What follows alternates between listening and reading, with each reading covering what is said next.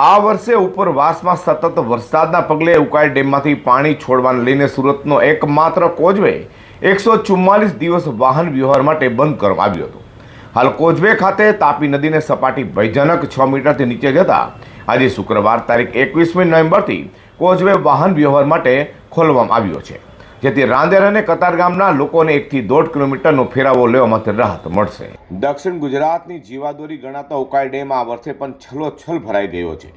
1 November 2025થી ડેમની સપાટી 345 ફૂટ નોંધાઈ છે, જે ભયજનક 345 ફૂટની સપાટી છે. હાલ પણ ઉકાઈ ડેમની અંદર 6000 ક્યુસેકથી વધુ પાણી આવી રહ્યું છે અને તેટલું જ પાણી છોડી દેવાય છે.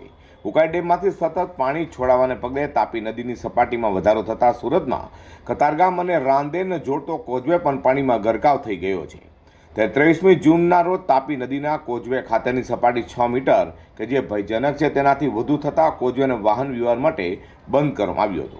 ત્યારબાદ સતત 1 મહિનો બંધ રહ્યા બાદ કોઝવેને 7 દિવસ માટે ખોલાયો હતો.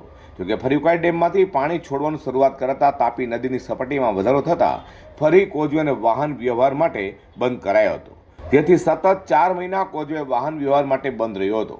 હાલ કોઝવે ખાતે પાણીની સપાટી ભયજનક સપાટીથી નીચે આવી ગઈ છે, ત્યારે કોઝવે શુક્રવારથી એટલે કે આજથી ખુલ્લો મુકાતા કતારગામ અને રાંદેરના લોકોને 1 થી 1.5 કિલોમીટરનો હાલ ફેરવા નહીં માળવો પડશે, જેને કારણે લોકોમાં રાહતની લાગણી થવા પામી છે.